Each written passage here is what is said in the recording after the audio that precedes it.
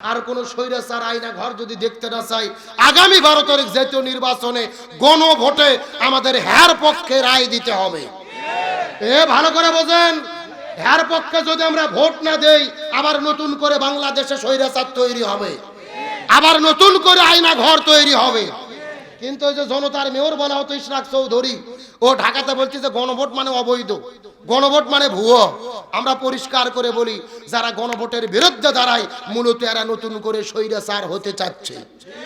একটা কথা ভালো করে বোঝেন, আর আবার গুজব ছড়াচ্ছে কি যে গণভোট দেওয়া জায়েজ নাই, হারাম। কারণ কি বলতেছে, এই গণভোটে বিসমিল্লাহ নাই, আল্লাহর প্রতি অবিচল আস্থা এবং বিশ্বাস নাই। এমনকি ইনায়েতুল্লাহ আব্বাসী মুফতি পর্যন্ত ফতোয়া দিচ্ছে যে গণভোটে ভোট দেওয়া যাবে না। নাউজুবিল্লাহ বলবেন না? পরিষ্কার করে বলি, মিথ্যা ছড়াবেন না। 2000 ছাত্র জনতা জীবন দিয়েছে, এখনো শহীদদের রক্ত শুকাই নাই। গণভোটটা হচ্ছে 48টা বিষয়ের উপরে। কয়টা বিষয়? যেমন এক ব্যক্তি 2 বারের উপরে প্রধানমন্ত্রী হতে পারবে না। প্রধানমন্ত্রী তারেক রহমানই হোক আর জামাতের আমি ডক্টর শফিকুর রহমানই হোক, 2 বারের বেশি হতে পারবে। এই নিয়ম যদি বাংলাদেশে কায়েম হয়, হাসিনের মতো কেউ 41 সাল পর্যন্ত থাকার ঘোষণা দিতে পারবে না। এই সংস্কার করতে গেলেই তো হা ভোটে আমাদের ভোট দিতে হবে। আমরা যদি আর কোন আইনা ঘর দেখতে না চাই, আর কোন জুলুম দেখতে না চাই, আলেমদের জেলে দেখতে না চাই, ফতোয়াবাজির দিকে তাকাবেন না। আমাদের হার পক্ষ অবশ্যই রায় দিতে হবে। এর পক্ষে আমরা আছি না নাই? কোরআনের পক্ষে থাকলে সম্মান বাড়াই দেয় কে? একটা উদাহরণ শোনেন, আল্লাহ যে সম্মান বৃদ্ধি করে তার বাস্তব প্রমাণ এই বাংলাদেশের 2 জন নেত্রী।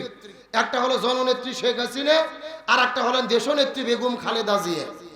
হাসিনা পালিয়ে চলে গেছে, জনগণ চাচ্ছে হাসিনার কখন ফাঁসি হবে, আমরা মিষ্টি বিতরণ করব।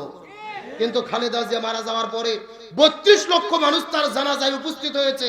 মানুষেরা কান্না করে করে দোয়া করেছে। ডক্টর মিজানুর রহমান আল আজহারি তার খাটুনি ধরেছে, শাইখ আহমদুল্লাহ আল্লামা মামুনুল হক তার খাটুনি ধরেছে। একজনের ফাঁসি চাই আর খালেদা জিয়ার জান্নাতে যাওয়ার জন্য আলেমেরা দোয়া চাই। এটাই হলো 2 নেত্রীর পার্থক্য।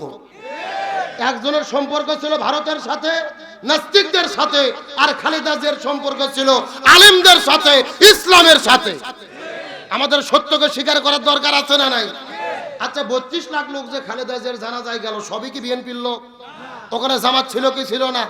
হেফাজত ছিল কি ছিল না? তাম দেশের তৌহিদি জনতা খালেদা জিয়ার জন্য দোয়া করেছে, তার জানাজায় উপস্থিত হয়েছে। আমরা দোয়া করি আল্লাহ খালেদা জিয়ার কবরকে জান্নাতের টুকরো বানিয়ে দিক, বলেন আমিন। আল্লাহ তার নামটা জান্নাতের খাতায় লিখে নিক, বলেন আমিন। তাহলে তিনি আলেমদের সাথে ছিলেন, জীবনে কোনোদিন আলেমদের বিরুদ্ধে কোনো বক্তব্য দেয়, ইসলামের ব্যাপারে কোনো খারাপ কথা খালেদা জিয়া বলে, এই জন্য তার সম্মান পেল তিনি বিদায়ী। আর শেখ হাসিনা পালিয়ে গেছে, ওখানে বসে আছে, মাঝে মধ্যে কিন্তু ভেলকি মারে, বলে আমরা সীমানার কাছে আছি, যে কোনো সময় শর্ট করে ঢুকে পড়তে পারি। আমরা অন্তত ম্যাডাম আসেন, এটা তো আপনার বাবার দেশ, আপনি আসেন, আপনি শর্ট করে ঢুকবেন আর আপনার ফট করে ফাঁসির দড়ি গলার মধ্যে ঢুকাইয়া দেব। বুবু ভাইশো শর্ট করিয়া ফাঁসির দড়ি তোমার জন্য রাখছি গো সাজাইয়া, রিসেপশনে বইসাই আছি ফাঁসির মালা লইয়া, বুবু আইসো শর্ট করিয়া ফাঁসির দড়ি তোমার জন্য রাখছি গো সাজাইয়া। আল্লাহর কোরআন বলছেন কুতিবা আলাইকুমুল কিসাস, জীবনের পরিবর্তে জীবন, হাতের পরিবর্তে হাত, পায়ের পরিবর্তে পা, চোখের পরিবর্তে চোখ। এই আয়াতের ডিজিটাল ব্যাখ্যা হলো ফাঁসির দড়ির পরিবর্তে ফাঁসির দড়ি। ও বুবু আইবা তুমি আইবা গো, এইবার আইসা বুবু ক্ষমতা পাইবা না। যারা ঠিক বলবে না মনে করবেন এদের মধ্যে ভেজাল আছে। জোরে বলেন ঠিক। বুবু আইবা তুমি আইবা গো, এইবার আইসা বুবু ক্ষমতা পাইবা না। খোঁজনেই বুবু কাদের কাকার অবস্থা খারাপ, দরবেশ বাবার হারুন আঙ্কেল এখন সামনে আসে না।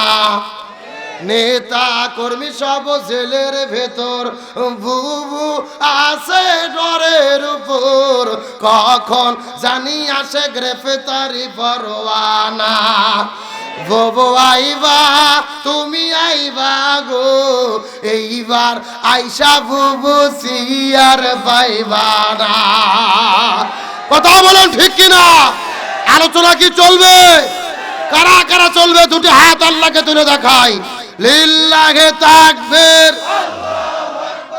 আজকের মাহফিল চলছে চলবে, বগুড়ার মাহফিল, ধুনুটের মাহফিল, মাছবাড়ির মাহফিল কতক্ষণ চলবে? সারা রাত। কেন এটা কি হুজুর মারা বাস নাকি? আমার ভাইরা সারা রাত নয়, আলোচনা দিয়েও তো শুরু করেছি, আর মিনিট 30 সময় কি দেওয়া যাবে? জোরে বলেন, দেওয়া যাবে?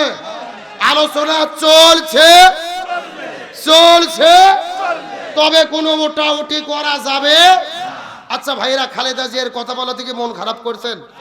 আরে ভাই, দলগতভাবে যে দল আপনি করেন করতে পারেন, তবে যারা দেশের জন্য যতটুকু অবদান রেখেছে আমাদের এটা স্বীকার করতেই হবে। কথা বলে না কেন?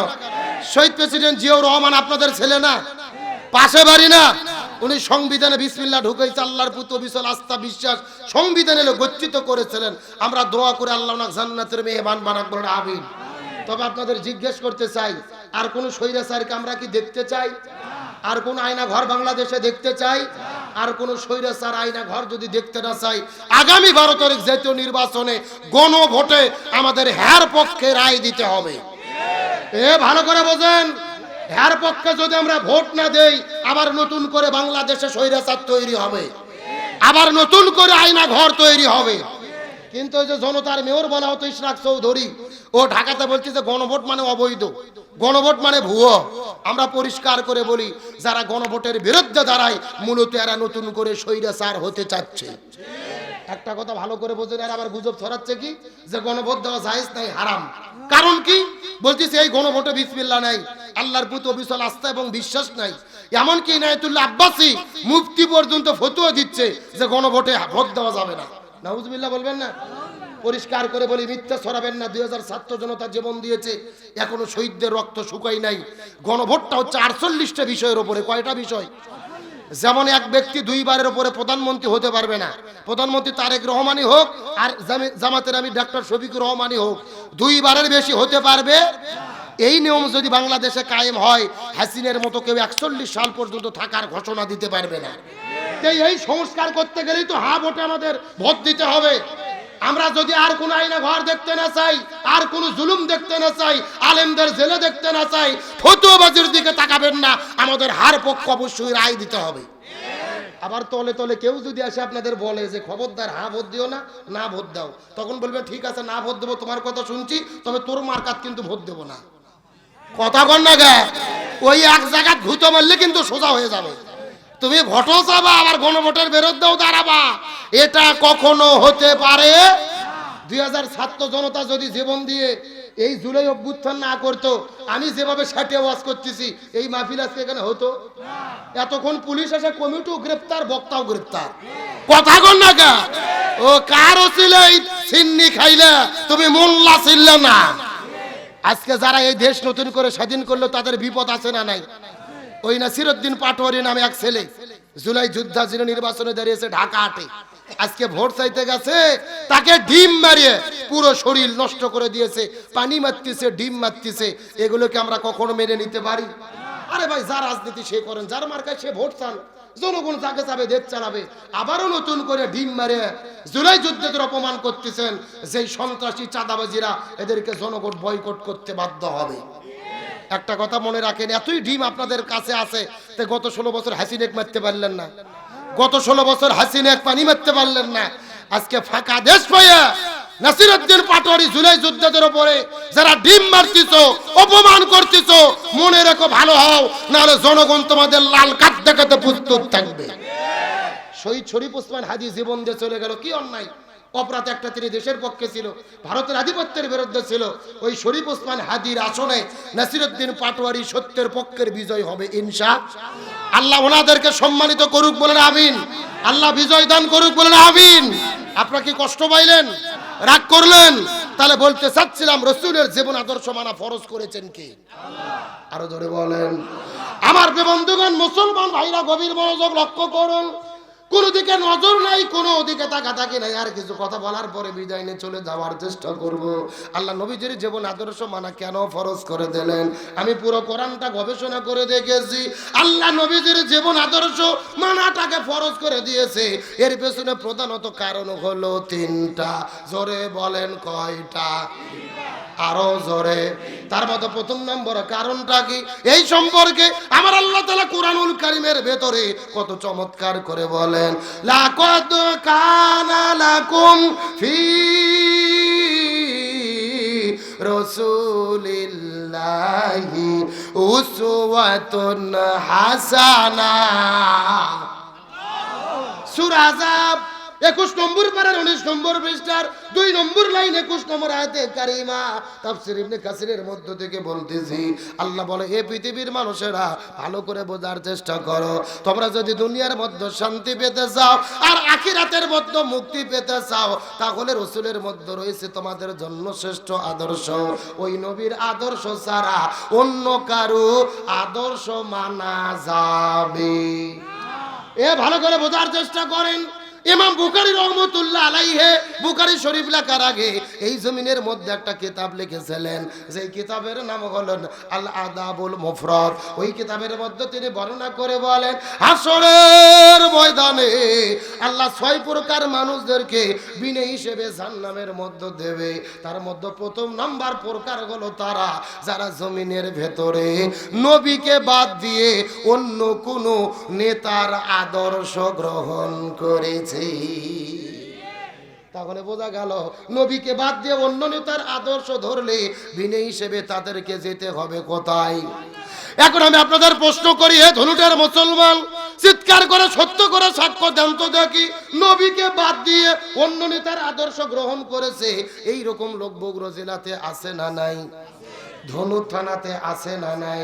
কেউ বা বাবার আদর্শ গ্রহণ করেছে, বাবাকে চেনা যায়? কথা কয় না। আরে বঙ্গবল্টু জাতির ফিতে।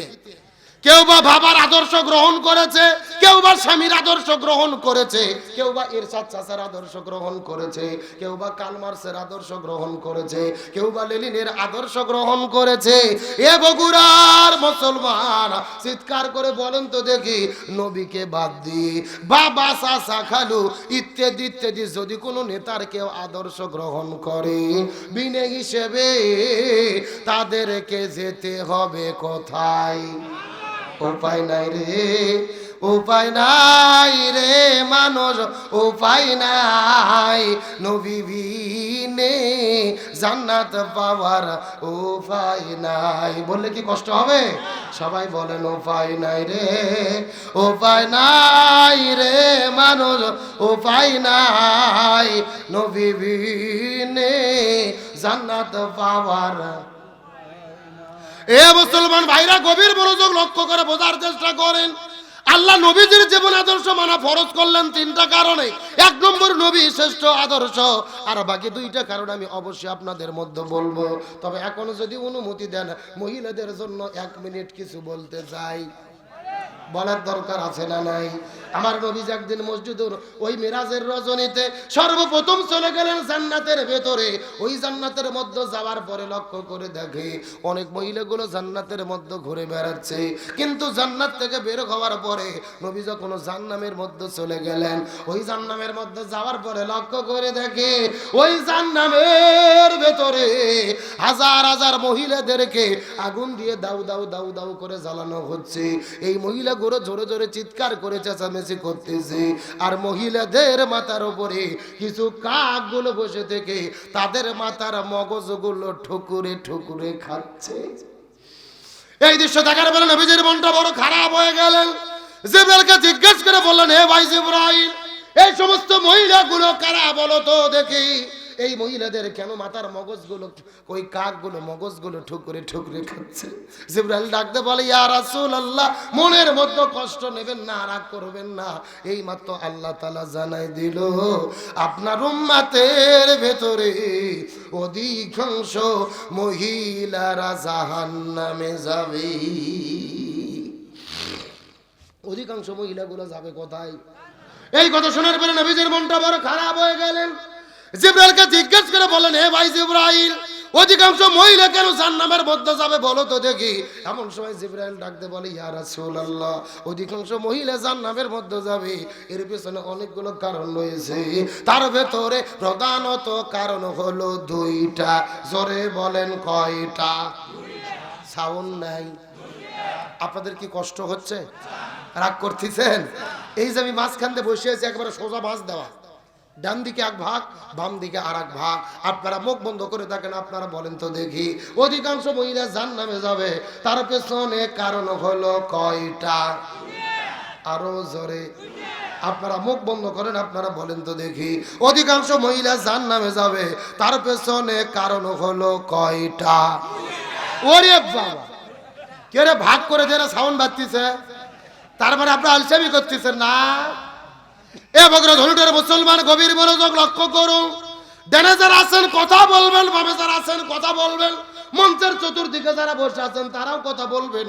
সবাই মিলে চিৎকার করে বলেন তো দেখি, মুসলমান ভাইরা, অধিকাংশ মহিলা জাহান্নামের মধ্যে যাবে, তার পেছনে কারণ হলো কয়টা?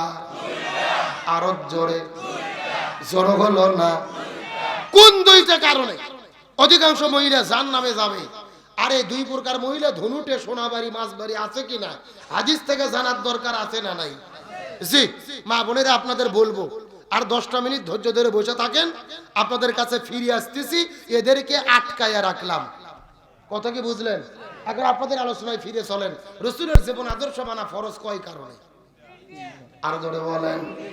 এ মুসলমান ভাইরা, গভীর মনোযোগ লক্ষ্য করুন। আল্লাহ নবীদের জীবন আদর্শ মানা ফরজ করলেন 3টা কারণে। তার মধ্যে প্রথম হলেন নবীজির ভেতরে আল্লাহ তাআলা শ্রেষ্ঠ আদর্শ দান করেছেন। 2 নম্বর কারণটা কি? এই সম্পর্কে আল্লাহ কত চমৎকার করে বলেন, ওয়া ইন্নাকা লাআলা খুলুকিন আযীম।